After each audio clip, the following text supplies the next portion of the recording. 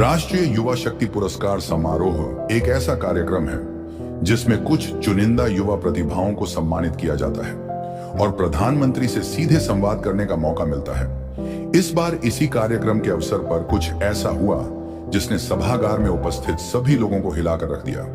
एक दलित लड़की ने प्रधानमंत्री नरेंद्र मोदी से 5 ऐसे सवाल पूछे जिससे कुछ समय के लिए प्रधानमंत्री भी अनुत्तरित हो गए। मैं चाहूंगा कि आप लोग उस दलित लड़की के 5वें सवाल को जरूर सुने, जिस सवाल ने सभागार के माहौल को ही बदल दिया। चलिए जानते हैं उस दलित लड़की के 5 सवालों और प्रधानमंत्री नरेंद्र मोदी के जवाबों के बारे में। पर उससे पहले मैं आपसे कहना चाहूंगा कि अगर आप बाबा साहेब अंबेडकर के सच्चे अनुयायी हैं, तो इस वीडियो को लाइक और हमारे चैनल को सब्सक्राइब करके कमेंट में जय भीम जय संविधान जरूर लिखें। तो चलिए शुरू करते हैं।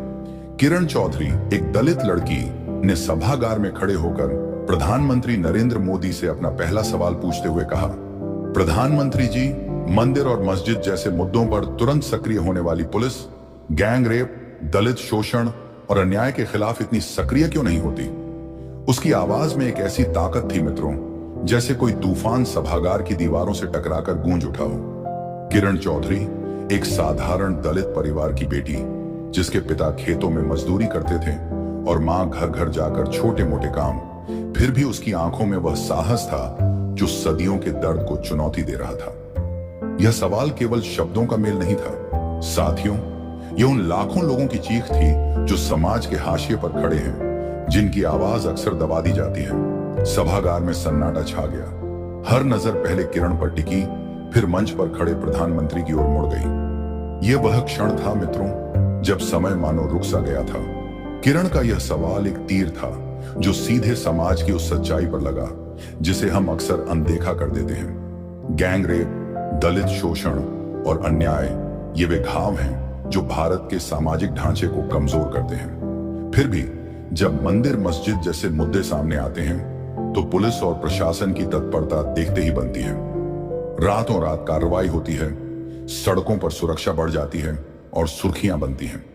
लेकिन जब एक दलित बेटी की इज्जत लुटती है, जब एक कमजोर वर्ग का परिवार शोषण का शिकार होता है, तो वह रफ्तार कहां गायब हो जाती है?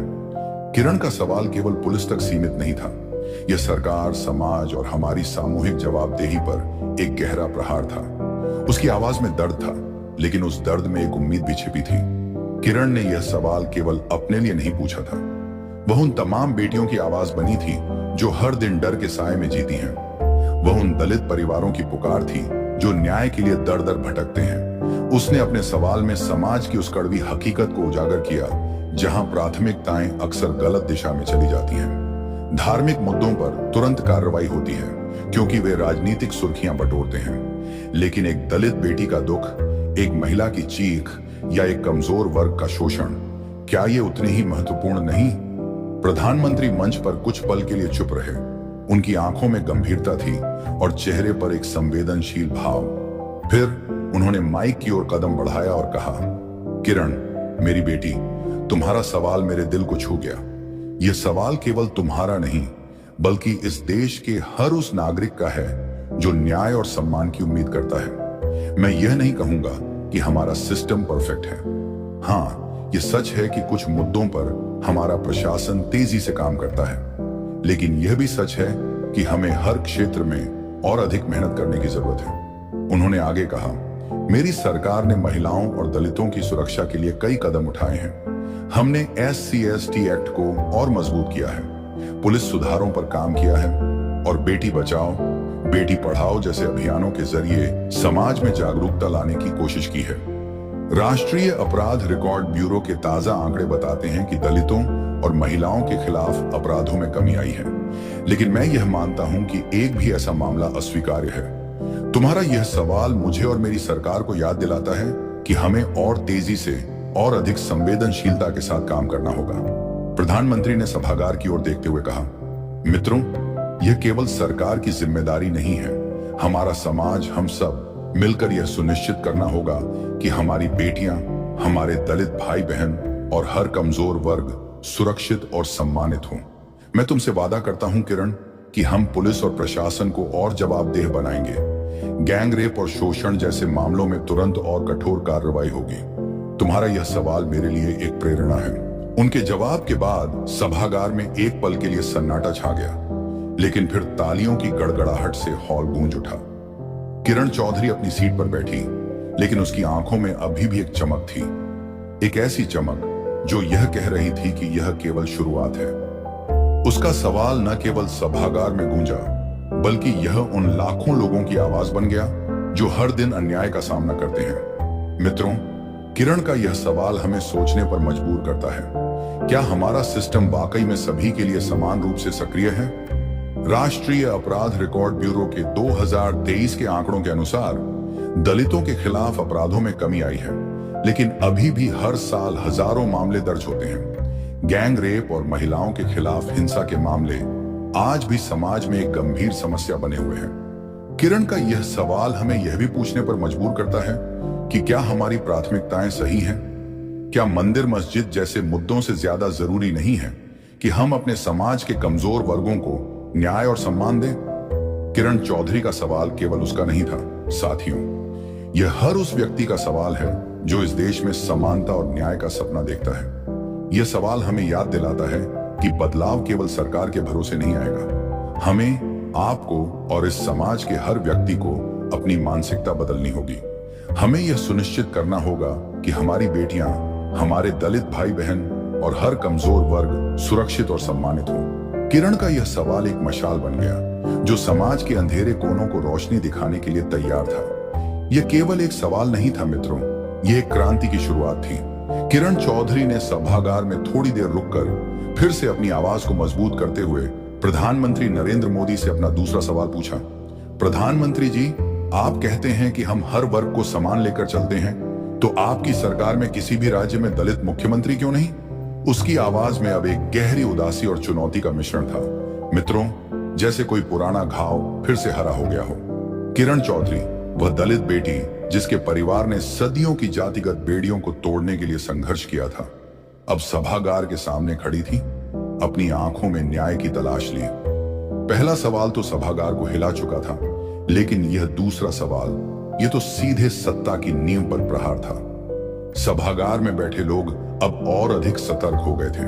कुछ की सांसें थम सी गईं, कुछ के चेहरों पर सहानुभूति की लकीरें खींच आईं। किरण का यह सवाल केवल एक प्रश्न नहीं था साथियों, यह उस समानता के वादे पर एक सवाल था जो राजनीतिक मंचों पर अक्सर दोहराया जाता है, लेकिन हकीकत में कितना खोखला साबित होता है।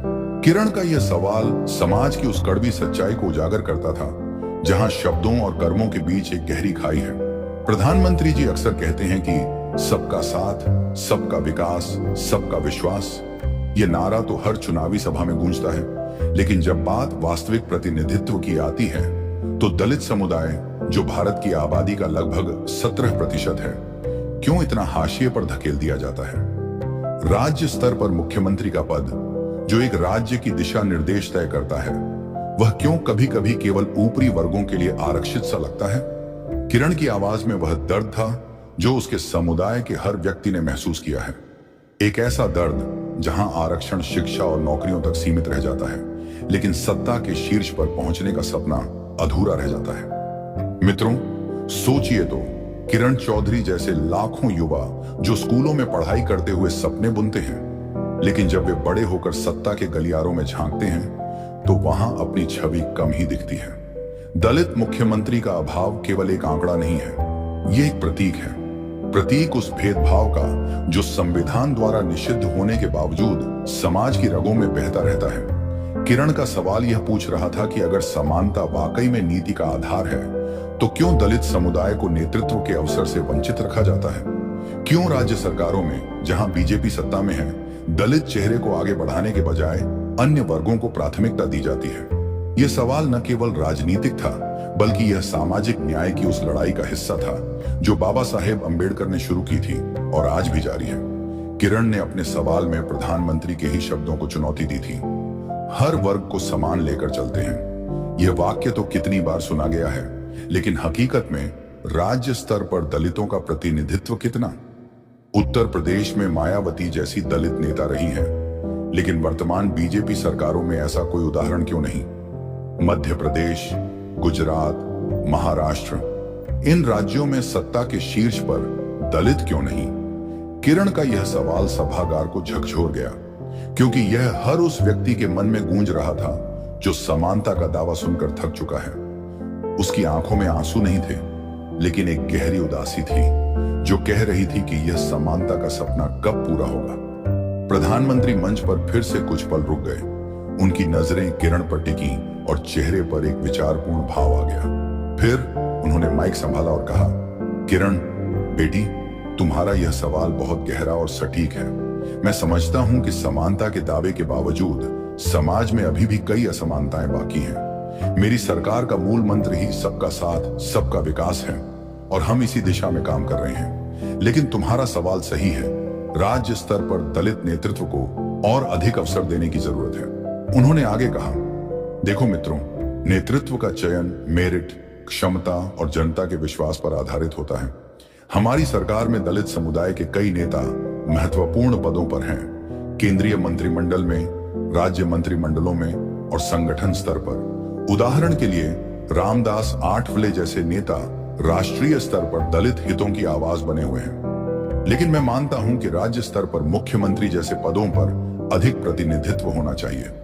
हमने दलितों के लिए शिक्षा, रोजगार और सामाजिक उत्थान के लिए कई योजनाएं चलाई हैं, जैसे प्रधानमंत्री जन धन योजना, मुद्रा योजना, जो दलित उद्यमियों को सशक्त बनाती है। प्रधानमंत्री ने गंभीर स्वर में जारी रखा, लेकिन किरण, यह प्रक्रिया धीमी लग सकती है, लेकिन हम प्रतिबद्ध हैं। बीजेपी में दलित नेताओं को संगठन में ऊंचे पद दिए जाते हैं और आने वाले समय में हम राज्य स्तर पर भी अधिक समावेशी दृष्टिकोण अपनाएंगे। मैं तुम्हें और तुम्हारे समुदाय को विश्वास दिलाता हूं कि हम जाति आधारित भेदभाव को जड़ से समाप्त करने के लिए काम कर रहे हैं। तुम जैसे युवा ही भविष्य के नेता हैं। तुम्हें आगे बढ़ने के लिए हर संभव सहयोग मिलेगा। यह सवाल हमें आत्म मंथन करने का अवसर देता है और मैं वादा करता हूं कि हम इसमें सुधार लाएंगे। उनके जवाब के बाद सभागार में एक लंबी तालियों की फसल लहलहाई। किरण चौधरी की आंखों में अब एक चमक थी, जैसे उसके सवाल ने एक दरवाजा खोल दिया हो। लेकिन मित्रों, यह जवाब केवल शब्दों तक सीमित न रहे, इसके लिए वास्तविक कदम उठाने होंगे। किरण का सवाल हमें याद दिलाता है कि समानता केवल नारे में नहीं, बल्कि प्रतिनिधित्व में झलकनी चाहिए। भारत के संविधान में आरक्षण का प्रावधान है, लेकिन सत्ता के शीर्ष पर दलितों की उपस्थिति क्यों इतनी कम? राष्ट्रीय सांख्यिकी कार्यालय के आंकड़ों के अनुसार दलित समुदाय की आर्थिक स्थिति में सुधार हो रहा है, लेकिन राजनीतिक सशक्तिकरण अभी भी एक चुनौती है। साथियों, किरण चौधरी का यह सवाल एक मील का पत्थर है। यह हमें सोचने पर मजबूर करता है कि क्या हम वाकई में सबका देश बना रहे हैं। दलित मुख्यमंत्री का अभाव केवल एक पद का सवाल नहीं है, यह अवसर की समानता का सवाल है। अगर सरकार हर वर्ग को समान मानती है, तो क्यों दलित युवाओं को नेतृत्व की सीढ़ियां चढ़ने में अतिरिक्त बाधाएं आती हैं? किरण ने अपने सवाल से न केवल सभागार को, बल्कि पूरे देश को एक संदेश दिया कि समानता का दावा तब तक अधूरा है जब तक हर वर्ग सत्ता में भागीदार न बने। यह सवाल सामाजिक न्याय की उस लड़ाई को ताजा कर देता है जो आजादी के बाद से चली आ रही है। बाबा साहेब अंबेडकर ने कहा था कि राजनीतिक स्वतंत्रता बिना सामाजिक न्याय के अधूरी है।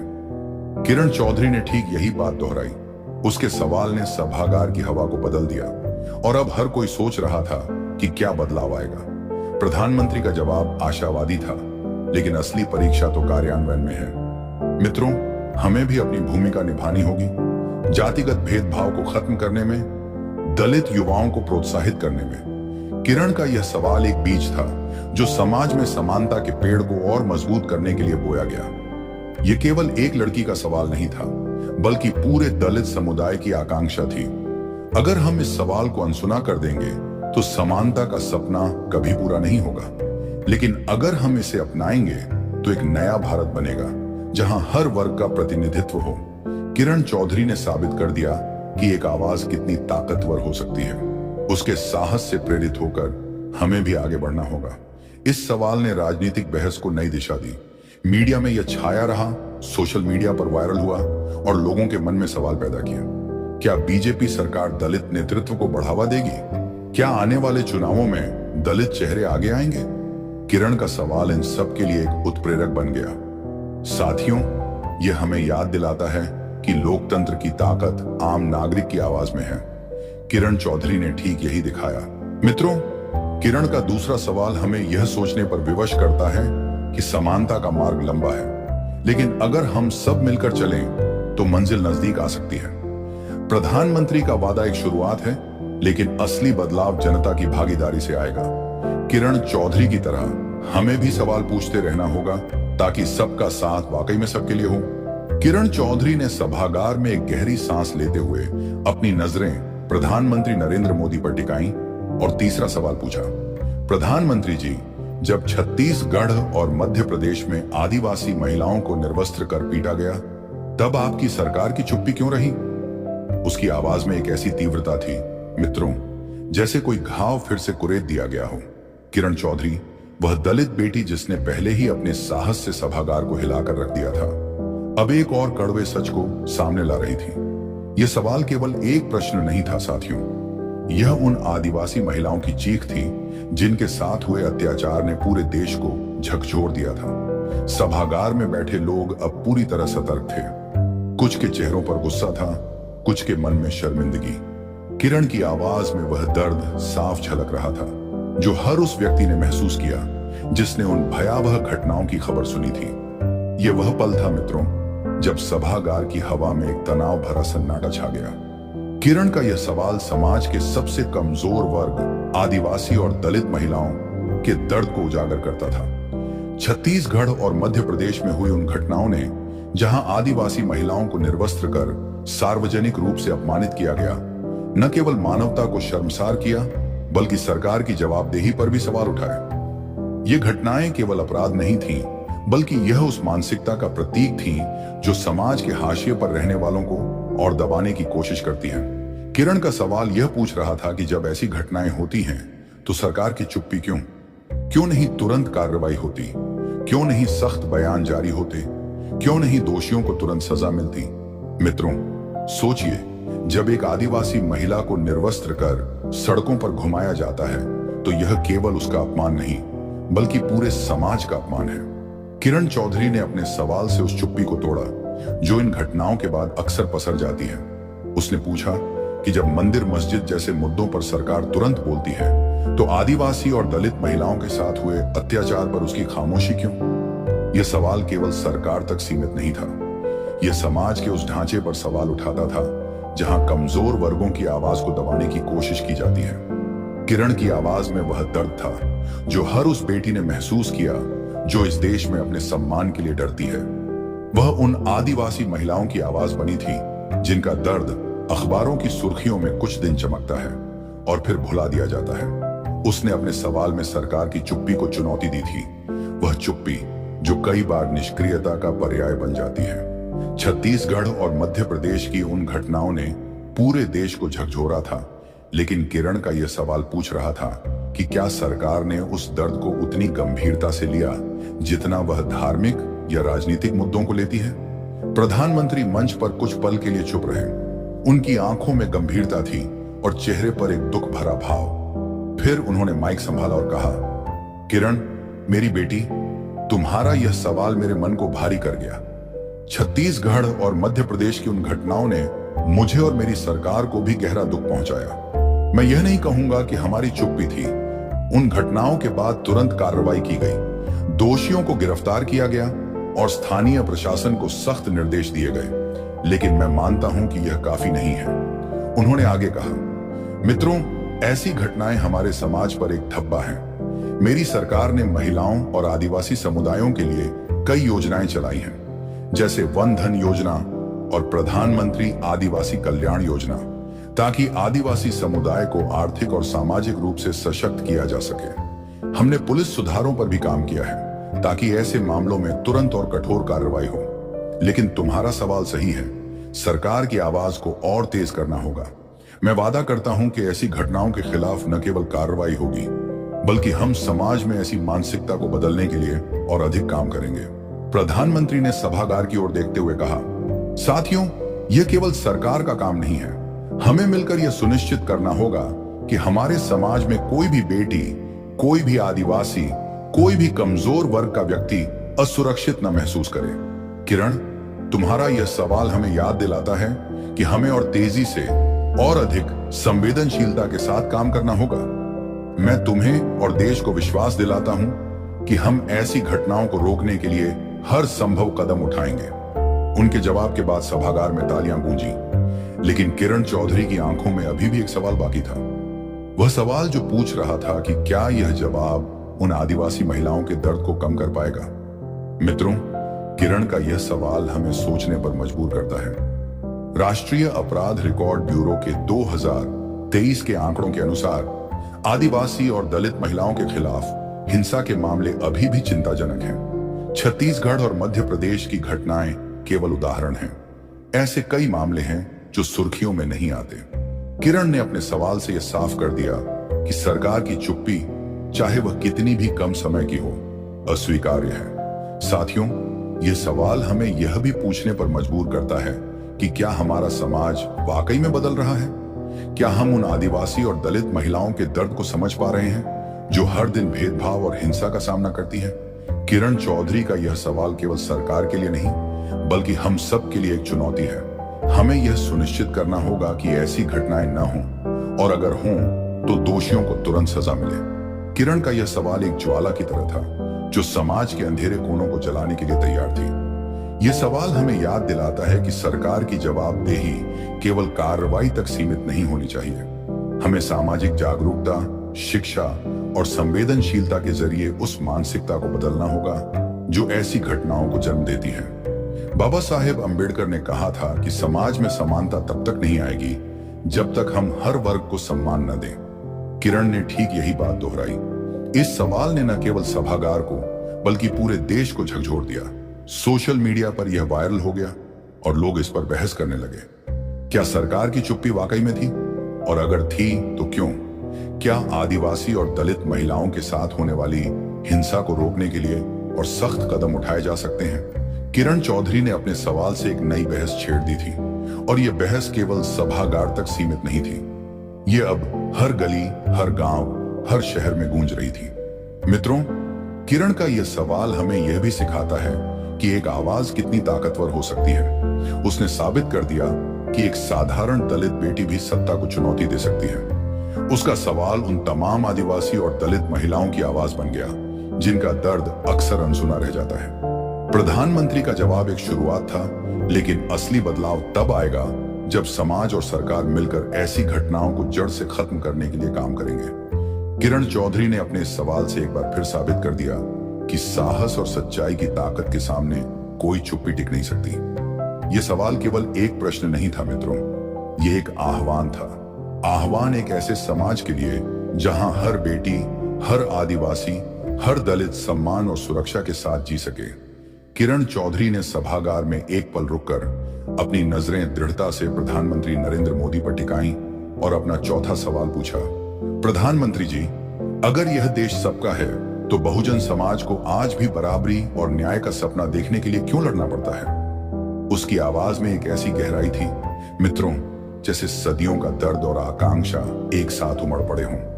किरण चौधरी, वह दलित बेटी जिसने अपने पहले 3 सवालों से सभागार को झकझोर दिया था, अब एक और गहरे सवाल के साथ खड़ी थी। यह सवाल केवल एक प्रश्न नहीं था साथियों, यह उस बहुजन समाज की पुकार थी जिसने बरसों से बराबरी और सम्मान के लिए संघर्ष किया है। सभागार में बैठे लोग अब पूरी तरह से मंत्रमुग्ध थे।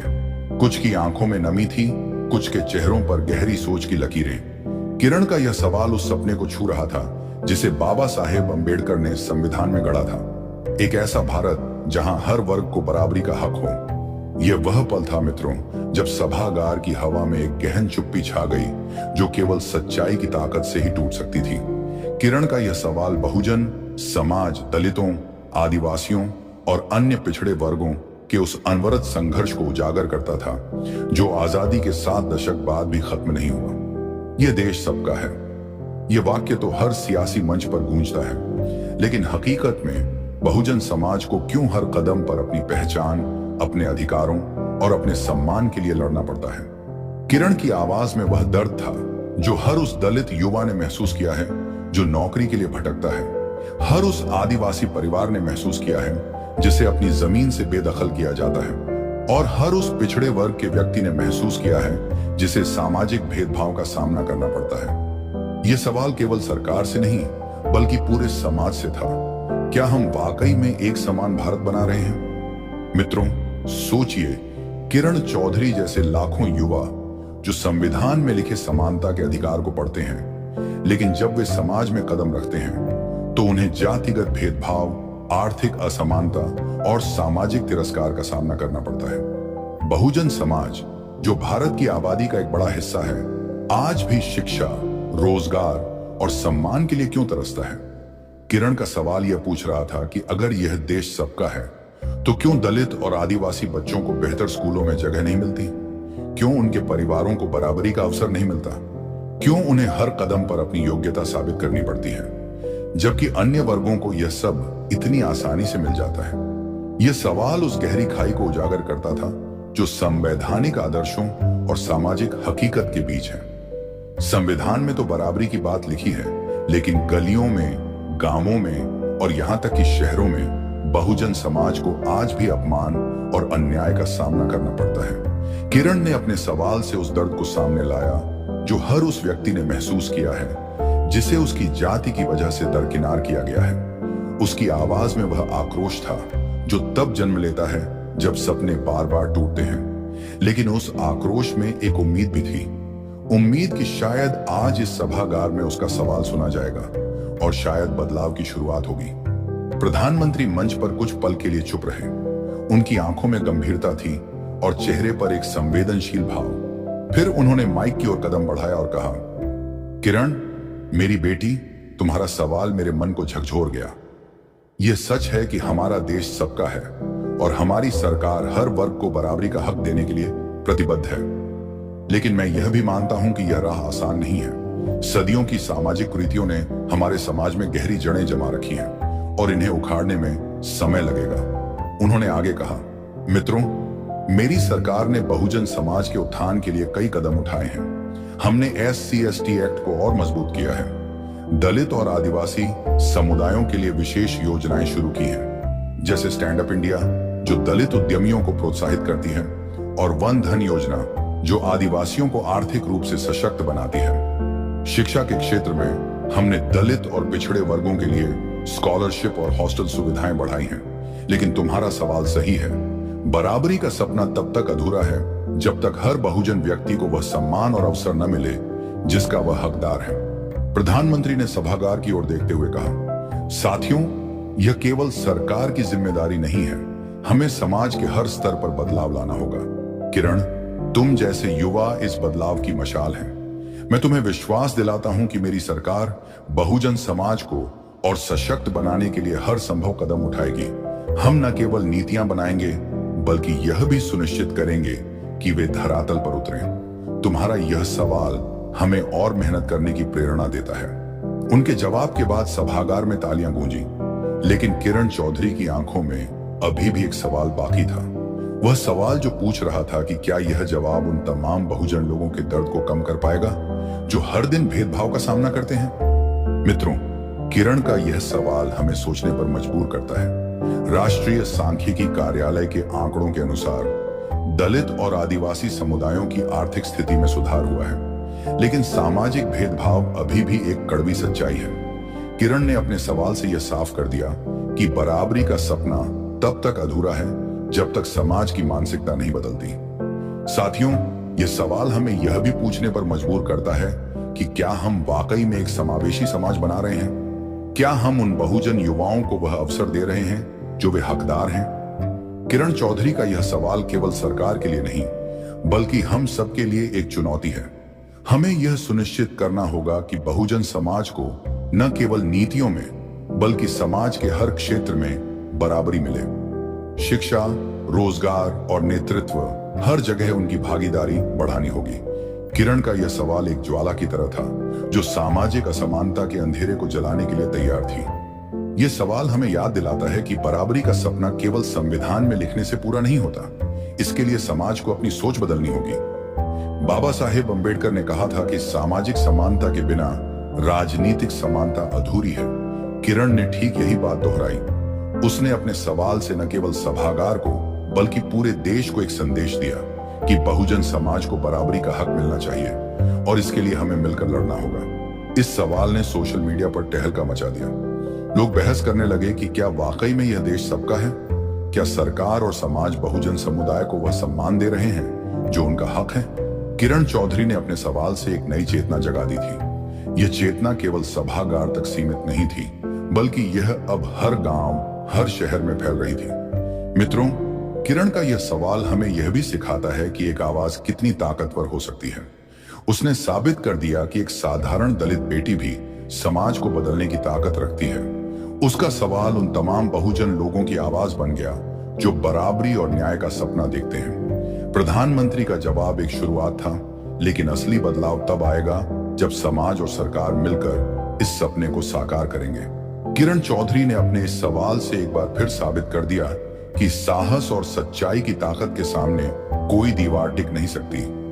यह सवाल केवल एक प्रश्न नहीं था मित्रों, यह एक आह्वान था। आह्वान एक ऐसे भारत के लिए जहां बहुजन समाज को बराबरी और न्याय का सपना देखने के लिए न लड़ना पड़े, बल्कि वह उनका हक बन जाए। किरण चौधरी ने सभागार में एक आखिरी बार अपनी नजरें उठाकर प्रधानमंत्री नरेंद्र मोदी की ओर देखा और अपना पांचवां और अंतिम सवाल पूछा।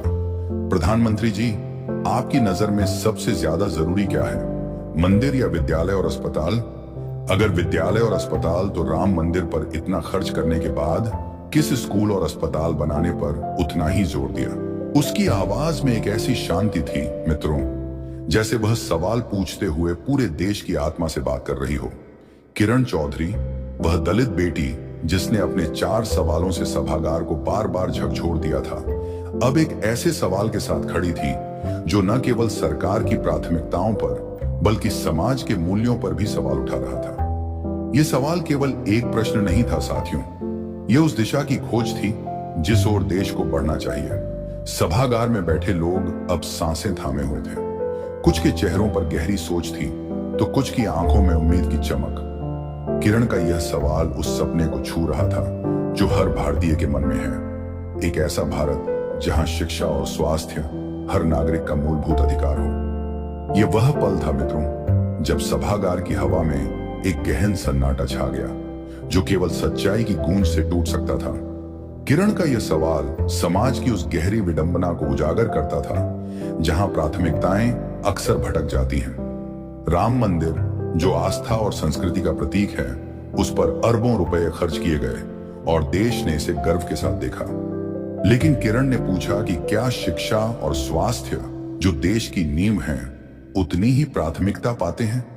जब एक दलित बेटी स्कूल जाने के लिए जूझती है, जब एक आदिवासी परिवार अस्पताल के अभाव में अपनों को खो देता है, तो क्या मंदिर का वैभव उनके दर्द को कम कर सकता है? किरण का सवाल यह पूछ रहा था कि अगर सरकार की नजर में विद्यालय और अस्पताल ज्यादा जरूरी हैं, तो फिर उन पर उतना ही जोर क्यों नहीं दिया जाता? यह सवाल केवल बजट या नीतियों का नहीं था मित्रों, यह देश की आत्मा का सवाल था। हम किस भारत का निर्माण करना चाहते हैं? सोचिए साथियों, किरण चौधरी जैसे लाखों बच्चे जो हर दिन स्कूल जाने के लिए मीलों पैदल चलते हैं, जिनके गांव में न तो ढंग का स्कूल है, न ही अस्पताल। राष्ट्रीय शिक्षा नीति 2020 में हर बच्चे को शिक्षा का हक देने की बात कही गई, लेकिन कितने दलित और आदिवासी गांवों में वह हकीकत बन पाई है? स्वास्थ्य के क्षेत्र में आयुष्मान भारत जैसी योजनाएं हैं, लेकिन कितने गरीब परिवारों को समय पर इलाज मिल पाता है? किरण का सवाल उस दर्द को सामने लाया जो हर उस व्यक्ति ने महसूस किया है जिसने शिक्षा और स्वास्थ्य के अभाव में अपने सपनों को टूटते देखा है।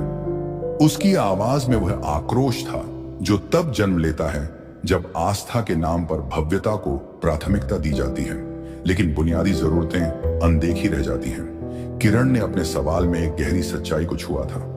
मंदिर आस्था का प्रतीक है, लेकिन विद्यालय और अस्पताल जीवन का आधार है। अगर देश को मजबूत करना है, तो क्या हर बच्चे को शिक्षा और हर नागरिक को स्वास्थ्य सुविधा नहीं मिलनी चाहिए? राम मंदिर के निर्माण पर देश ने गर्व किया, लेकिन किरण ने पूछा कि क्या उसी गर्व के साथ हम यह नहीं कह सकते कि हमने हर गांव में एक स्कूल और अस्पताल बनाया? यह सवाल सरकार की नीतियों पर एक गहरा प्रहार था, लेकिन साथ ही यह समाज से भी पूछ रहा था कि हमारी प्राथमिकताएं क्या हैं? क्या हम एक ऐसा देश चाहते हैं जहां भव्य मंदिर हों, लेकिन स्कूल और अस्पताल खस्ताहाल हों। प्रधानमंत्री मंच पर कुछ पल के लिए रुके। उनकी आंखों में गंभीरता थी और चेहरे पर एक विचारपूर्ण भाव। फिर उन्होंने माइक संभाला और कहा, किरण, मेरी बेटी, तुम्हारा सवाल बहुत महत्वपूर्ण है।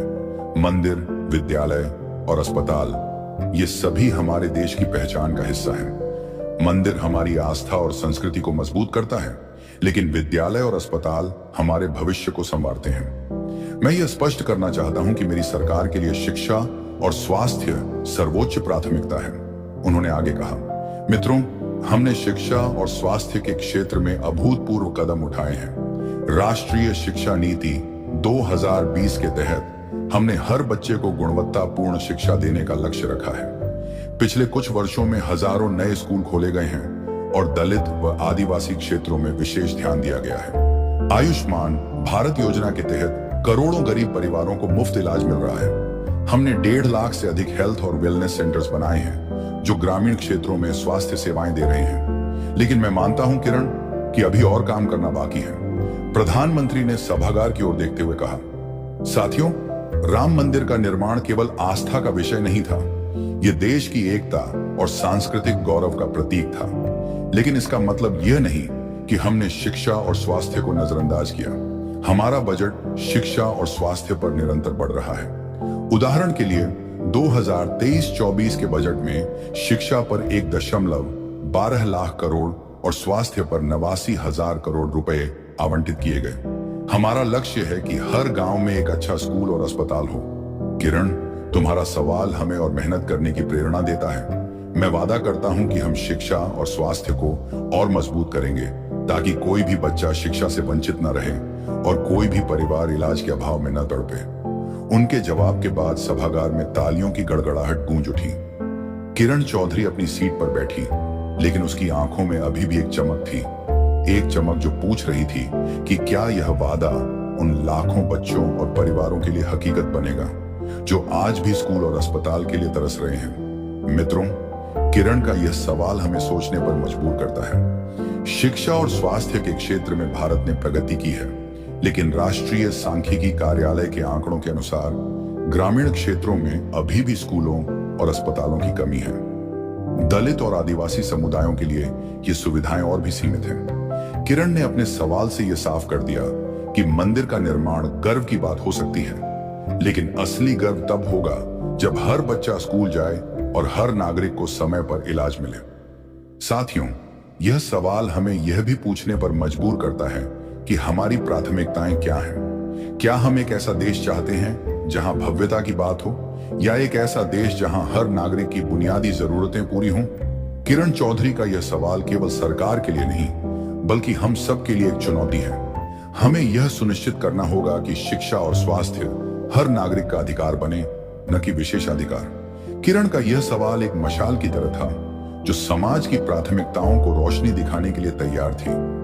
यह सवाल हमें याद दिलाता है कि एक मजबूत राष्ट्र तभी बनेगा जब उसकी नींव शिक्षा और स्वास्थ्य पर टिकी हो।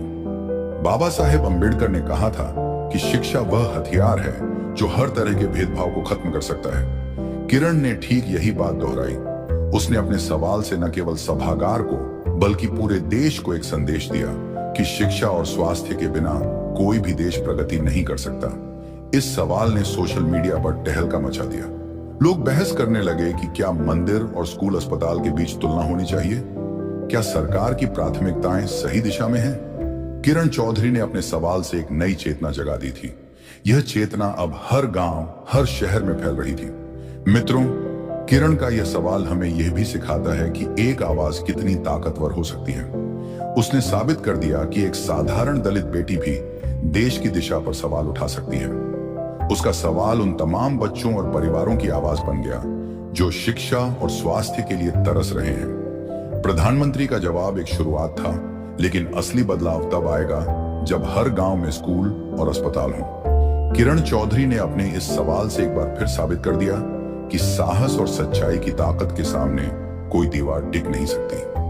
यह सवाल केवल एक प्रश्न नहीं था मित्रों, यह एक आह्वान था।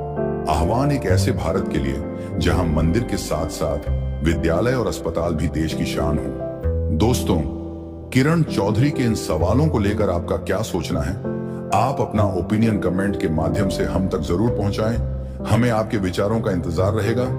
वीडियो पसंद आई हो तो वीडियो को लाइक, शेयर और हमारे चैनल को सब्सक्राइब कर सकते हैं और कमेंट में जय भीम, जय संविधान लिखना ना भूलें। वीडियो को यहां तक देखने के लिए आपका बहुत बहुत आभार।